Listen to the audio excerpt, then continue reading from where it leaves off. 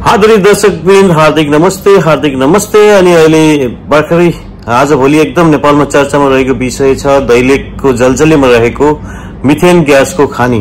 निकै धेरै मात्रामा मिथेन ग्यास त्यहाँ रहेको भनेर चाहिँ एउटा अनुसन्धान गरेर त्यसलाई चाहिँ ल्याबमा लगेर जाँच गर्दा त्यो पुष्टि भएको छ र अहिले नेपालमा फेरि अब त्यो मिथेन ग्यासको भण्डारण निकै ठूलो मात्रामा रहेको भन्ने पुष्टि भएसँगै अब जनताले त केही गर्न सक्ने कुरो भएन, तर राजनीतिक दलका नेताहरू र बिचौलियाहरूको एकदम बिगबिगी हुन थालिसकेको छ र यो मिथेन ग्यासको जो भण्डारणको लागि अब पैसा कमाउने बाटो पनि एकदम हुन सक्छ। त्यस कारणले गर्दा नेताहरू अब आफूमै लडेर चाहिँ सकेसम्म चाहिँ यिनीहरूले चाहिँ कहिलेकाहीँ हुने काम पनि हुन दिँदैनन् हैन।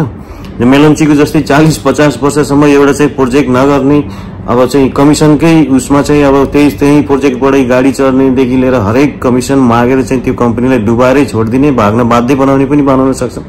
यदि यो काम अब सक्सेस हुन सकेन, यानी हुने जस्तो भयो भने अब यहाँ चाहिँ कमिसनको खेल हुन्छ र चाहिँ काम गरिरहेको कम्पनीले भगाएर यिनीहरूले चाहिँ कुनै एउटा बिचौलिया कम्पनीलाई पनि दिन सक्छन्। कमिसन जहाँबाट बढी आउँछ त्यहाँ चाहिँ त्यसरी काम गर्न सक्ने चाहिँ सम्भावना, किनभने अहिलेको नेताहरूमा चाहिँ यो भएको कारणले गर्दा झ्याप्पै विश्वास गर्न सक्ने र यिनीहरूले चाहिँ यस प्रोजेक्टलाई चाहिँ सक्सेस बनाएर त्यहाँबाट चाहिँ उत्पादनै गर्छन् भनेर चाहिँ भनिहाल्ने अवस्था चाहिँ छैन हैन। किनभने यिनीहरू चाहिँ त्यो भागभण्डा मिलाए सकेसम्म चाहिँ भागभण्डा मिलाउन सक्यो भने चाहिँ मिलेरै सबैले लुट्ने हैन।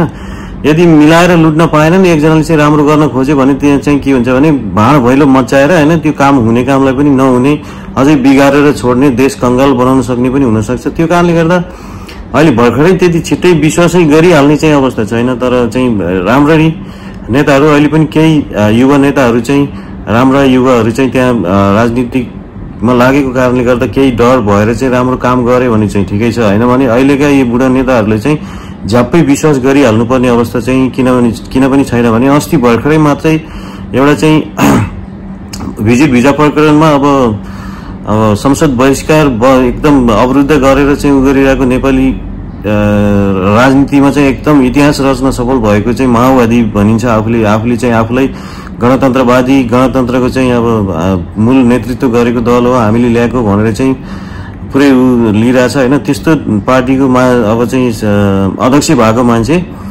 छेपारो जस्तो हिजो एउटा कुरा गरिरहेको थियो, भोलि बिहान उठ्दछ उसको प्लानिङ चेन्ज हुन्छ भनेको यसको भिजन केही पनि छैन। यस्ता नेताहरू जहिलेसम्म यो देशमा हुन्छन् अनि फेरि तिनीहरू यस्तै नेताहरू चाहिँ के छ भने पार्टीको अध्यक्षबाट हट्न पनि मान्दैन, किनभने यिनीहरूले एकदमै ठुलो भ्रष्टाचार, चोरी डकैती गरेको छ होला, अथवा चाहिँ म नेतृत्वबाट हटेँ भने चाहिँ म जेलमा सडिन सक्छु, त्यही कुहिएर मर्न सक्छु भन्ने डरले पनि तिनीहरूले चाहिँ त्यो नेतृत्व छोड्न नमानेको पनि हुन सक्छ। या देश बनाउँछु भन्ने हुटुहुटी भएको भए चाहिँ सरकारमा बस्दा 4-5 चोटि सरकारमा यिनीहरू चाहिँ बसिरहेछन्, तर गर्न चाहिँ किन खोज्दैनन्, किन गर्न सकिरहेको छैनन्। म चाहँदा त गर्न सकिँदो रहेछ नि त भन्ने कुराहरू पनि अब कति मन्त्रालयहरू एउटै कर्मचारीहरू कुनै कर्मचारीहरू राम्रो हुँदाखेरि एउटै कर्मचारी राम्रो गरेर देखाइरहेछ, तर यिनीहरूले चाहिँ किन गर्न सकिरहेनन् त भन्दाखेरि यस्तै फसिसकेका छन्। यिनीहरू चाहिँ कसैको खाइसकेको छन् हैन, कसैले चाहिँ यिनीहरूलाई पालिरहेको छ अनि त्यो पालेको चाहिँ जसले पालेको छ उसको त चाहिँ नुनको सोच त गर्नै पर्छ हैन।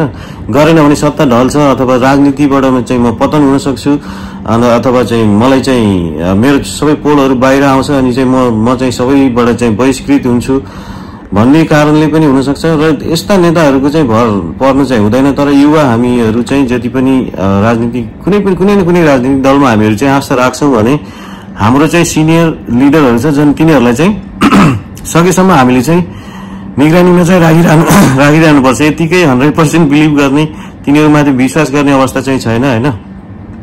जस यो जलजलीको जुन मिथेन छ त्यसलाई चाहिँ राम्रोसँग सदुपयोग गरेर उत्पादन गर्न सकियो भने अब हाम्रो त भविष्य यस्तै भइगयो हैन, आधा उमेर गइसक्यो भनौं। अब हाम्रा छोरा बच्चाहरूको लागि चाहिँ भविष्य राम्रो हुन सक्छ र सहज हुन सक्छ भनेर भन्न चाहन्छु र झ्याप्पै चाहिँ विश्वास गरिहाल्ने अवस्था चाहिँ छैन। अब तपाईहरुको कस्तो लाग्छ, तपाईहरुलाई कस्तो लाग्छ यी नेताहरूले चाहिँ त्यो मिथेन ग्यासको चाहिँ उत्पादन गर्लान् त सहज तरिकाले यिनीहरूले गर्लान् अथवा राजनीतिमा गिजोलेर झन् त्यो हुनै नदेलान् अथवा चाहिँ त्यसलाई चाहिँ अझै खतमै बनाउलान् जस्तो लाग्छ। सल्लाह सुझाव दिन नभुल्नु होला।